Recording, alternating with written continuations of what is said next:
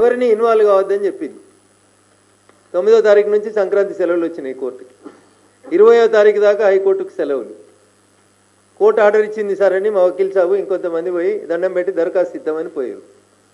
17 కేసులు రిజిస్టర్ చేసిరు మొత్తం గిరిజనులందరి మీద, ఇంక్లూడింగ్ మైపాల్ గౌడ్ మాజీ సర్పంచ్ వెల్మెలతో పాటు పోలీస్ స్టేషన్కి పోయిన ప్రతి ఒక్కరి మీద గత 4 రోజులుగా సెలవులలో ఒక్కొక్కరి మీద 307తో సహా పెట్టి ఊర్లో ఎవరు ఉండకుండా పోలీసు వాళ్ళు ఉరిపిస్తారు.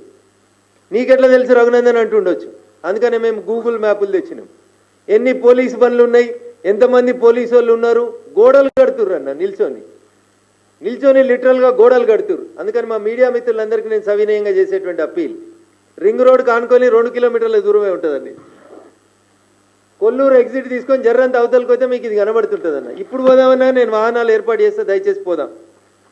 మొత్తం ఈ 85 ఎకరాలలో 25 ఎకరాలకి నిత్యానందరెడ్డి గారికి సంబంధించిన భూములు, ఇవి అరవిందో కంపెనీకి సంబంధించిన భూములు అని చెప్పి పోలీసు వాళ్ళు 500 మంది నిలబడి అక్కడ డే అండ్ నైట్ లైట్లు పెట్టి ఆ పక్కలకి ఏమైనా పోతే 144 సెక్షన్ ఉందని చెప్పి ఊరోళ్ళందరినీ బెదిరిస్తూ, లేడీస్ అని కూడా చూడకుండా మేమన్నీ ఆడియోలు, వీడియోలు, డ్రోన్ కెమెరాలు, మ్యాప్లన్నీ రికార్డ్ చేసినాం.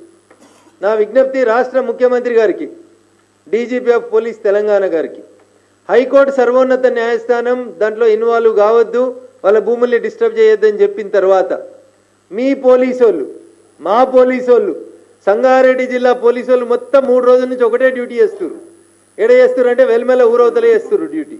వాళ్ళు నిలబడి జేసీబీలు, ఇటాచీలు పెట్టించి ప్రీ కాస్ట్ కాంపౌండ్లో వాళ్ళు పెట్టి సుమారు 1200 నుంచి 1500 కోట్ల రూపాయల విలువైన ప్రభుత్వ భూముల్ని ఒక పెద్ద మనిషికి అంటగట్టేటువంటి ప్రయత్నాన్ని కొనసాగిస్తున్నారు. 20వ తారీఖు దాకా కోర్టు లేదు. ఒక పోలీసు ఆయన అంటాడు, పేరు చెప్పను కానీ, ఏం చేసుకుంటారు అబ్బాయి, సోమవారం కోర్టు తీసినాక పోయి కంటెంప్ట్ వేసుకపో అంటాడు.